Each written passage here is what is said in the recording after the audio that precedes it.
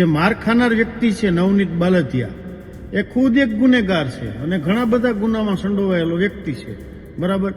તો એમને આધીન એમણે માર ખાધો અને જે કાંઈ ઘટના બનતી હોય એ ઘટના બની, તો એમને આટલી બધી હાઇલાઇટ લેવાની જરૂર શું છે? એમના અગ્રણીઓ એ લોકો કેબિનેટ કક્ષાના મંત્રીશ્રીના એવા નિવેદનો આવે કે અમે ધોકા ઉપાડીશું, અમારે કોઈના મતની જરૂર નથી. એલા ભાઈ, તમે જનતાના પ્રતિનિધિ છો તો પ્રતિનિધિત્વ કરો. ખોટા બીજા વાદ વિવાદ થાય બે સમાજ વચ્ચે, એવું કામ બંધ કરો. મારે તમામ યુવાનોને પણ કહેવાનું, કોળી સમાજના, કે કોઈ છોડાવવા નહીં આવે. આ રાજકીય મુદ્દો છે એટલે આમાં થોડુંક વધારે લઈ લીધું છે. બાકી તો બગદાણા બબાલ પછીની ઘણી એવી મેટરો બની છે જેમાં કોઈ મુહોભાઈ, પરસોત્તમભાઈ કે હીરાભાઈ એકેય ડોકાણા નથી. કોઈ પણનું કદ ઊંચું થાય એટલે કોઈને પેટમાં દુખતું હોય તો ખોટા આક્ષેપો નાખી અને ફરિયાદો થતી હોય છે, પણ એ કોર્ટ નક્કી કરશે કોણ ગુનેગાર છે, કોણ નિર્દોષ છે. એ કાંઈ મારો અને તમારો વિષય તો છે નહીં કોઈનો, બરાબર. આમાં છે ને નિવેદનો ઉપરથી લોકોની માનસિકતાની ખબર પડી જતી હોય છે. પરસોત્તમ સોલંકી અને હીરા સોલંકી ધોકા ઉપાડવાની અને અમારે કોઈના મત નથી જોતવા, આવી જો વાહિયાત વાતો કરતા હોય તો અમે પણ કાંઈ બંગડી પહેરીને તો બેઠા નથી.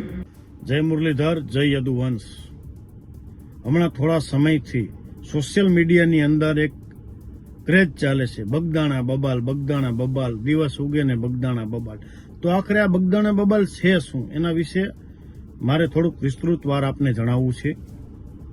બગદાણા બબાલ એટલે એક રોજિંદી ગુજરાત અને ભારતમાં જે ઘટનાઓ બનતી હોય, જે આમ છે, મારકૂટની, આ તે કાંઈ જે ઘટનાઓ બનતી હોય એમાંની એક ઘટના છે.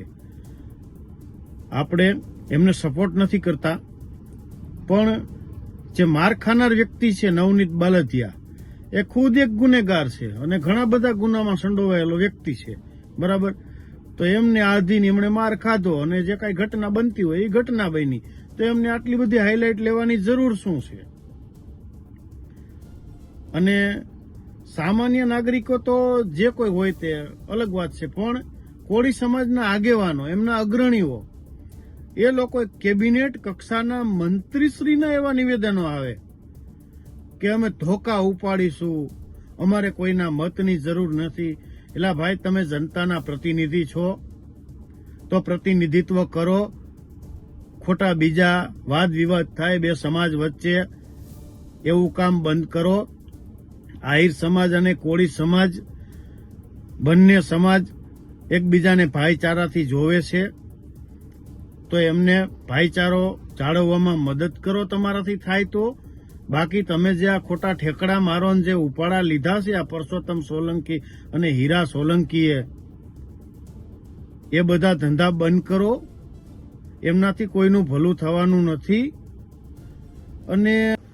અને તમે જે તમારા ચમચાઓને શીખવાડો છો, ભાઈનો કોલ આવે ને મેટર થઈ જાય સોલ. એલા ભાઈ, એવા તમારી જેવા ભાઈ તો આ ધરતી ઉપર, ભારતની ધરતી ઉપર કેક આવીને વયા ગયા. કોઈનું નામ નિશાન નથી રહ્યું, બરાબર.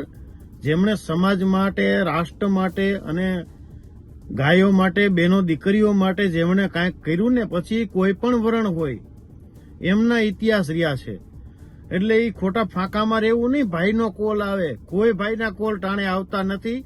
અને ખોટે ખોટા મારે તમામ યુવાનોને પણ કહેવાનું, કોળી સમાજના, કે કોઈ છોડાવવા નહીં આવે. આ રાજકીય મુદ્દો છે એટલે આમાં થોડુંક વધારે લઈ લીધું છે. બાકી તો બગદાણા બબાલ પછીની ઘણી એવી મેટરો બની છે જેમાં કોઈ મુહોભાઈ, પરસોત્તમભાઈ કે હીરાભાઈ એકેય ડોકાણા નથી.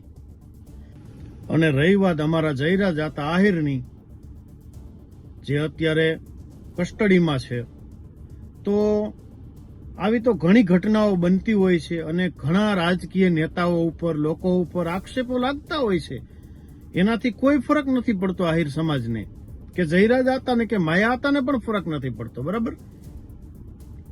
કોઈ પણનું કદ ઊંચું થાય એટલે કોઈને પેટમાં દુખતું હોય તો ખોટા આક્ષેપો નાખી અને ફરિયાદો થતી હોય છે, પણ એ કોર્ટ નક્કી કરશે કોણ ગુનેગાર છે, કોણ નિર્દોષ છે. એ કાંઈ મારો અને તમારો વિષય તો છે નહીં કોઈનો, બરાબર.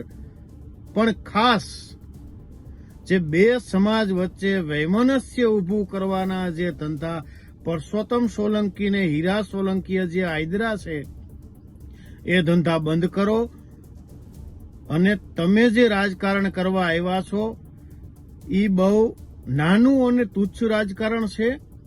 અમારો બાપ ભગવાન શ્રી કૃષ્ણ યદુવંશી ક્ષત્રિય આહિર સમાજ, અમારો બાપ ભગવાન શ્રી કૃષ્ણ, આનાથી વધારે મોટો રાજકારણી કોણ હોય? દાદા ભગવાન શ્રી કૃષ્ણના થી મોટો કોઈ રાજકારણી હોઈ ન શકે. એટલે અમે એના સીધી લીટીના સંતાનો છીએ. એટલે અમને રાજકારણ શીખવાડવાનું ન હોય. તમે તમારું સ્ટેન્ડ ક્લિયર કરો, અથવા તો તમે ખુલીને સામે આવો ને. નવનીત બાલધિયા જેવાના ખંભે બંદૂક ફોડીને શું કામ તમે સીટું લેવા માંગો છો? બરાબર, તમને ખબર જ છે કે જયરા જાતાનું કદ અત્યારે આસમાને આંબે છે, તો આપણી ટિકિટ કપાશે. એટલે તમને જે પેટમાં દુખાવો હોય તે એ દુખાવાને અમારી સમક્ષ લઈ આવો, અમે એમનું નિવારણ કરી દેશું તમને. પણ આક્ષેપ પ્રત્યાક્ષેપ, બીજાના ખંભે બંદૂક રાખી અને ફોડવાના ધંધા પરસોત્તમ સોલંકી અને હીરા સોલંકી તમે બંને બંધ કરજો, નહીતર આવનારી ચૂંટણીમાં તમને એનો જવાબ મળશે. અને તમારા ચમચાઓ એમ કે ભાવનગર, ભાઈ ભાવનગરનો શેનો ભાઈ? કોનું ભાવનગર? ભાવનગર છે મહારાજા કૃષ્ણકુમાર સિંહજીનું. તમે પેલા ઇતિહાસ વાંચો. રાજપૂતોએ ભાવનગરમાં લોહી રેડ્યા છે, ત્યારે એ ભાવનગર ઉભું છે આજે અડીખમ. ઈ ગોહિલ કુળના શિરોમણીઓ આજે છે, હયાત છે. તમે એમની પાસેથી શીખો રાજકારણ કઈ રીતે કરાય.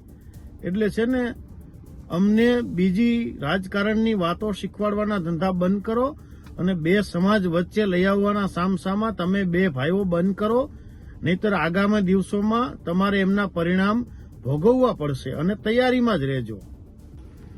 આમાં છે ને, નિવેદનો ઉપરથી લોકોની માનસિકતાની ખબર પડી જતી હોય છે. પરસોત્તમ સોલંકી અને હીરા સોલંકી ધોકા ઉપાડવાની અને અમારે કોઈના મત નથી જોતવા, આવી જો વાહિયાત વાતો કરતા હોય તો અમે પણ કાંઈ બંગડી પહેરીને તો બેઠા નથી. દરેકે દરેક પોતાના આત્મરક્ષણ માટે સક્ષમ હોય છે અને આ બંધારણમાં પણ છૂટ છે. પોતાના આત્મરક્ષા માટે કોઈ સામેવાળા વ્યક્તિને હાનિ પહોંચાડવી એનું બંધારણ પણ છૂટ આપે છે. બરાબર છે, આત્મરક્ષાનો દરેકને અધિકાર છે. એટલે ધોકા ઉપાડવાની વાતો કરતા હોય તો એ સ્પષ્ટતા કરે કે કઈ રીતે ધોકા ઉપાડવા છે એમને. તો સામે પક્ષે પણ બધા તૈયાર જ છે. એટલે આવી ખોટી વાતો ન કરવી. અને અમારા માયા હતાએ જે નિવેદન આપ્યું, જે થયું તે સારું થયું, જે થઈ રહ્યું છે તે સારું થઈ રહ્યું છે, અને જે થશે તે સારું થશે, એક નિખાલસતાથી એમણે નિવેદન આપ્યું. પણ હવે અમે કહીએ છીએ યુવાનો, જે થશે તે સારું નહીં થાય, જરા પણ સારું નહીં થાય. અને એના માત્ર જવાબદાર પરસોત્તમ સોલંકી અને હીરા સોલંકી હશે.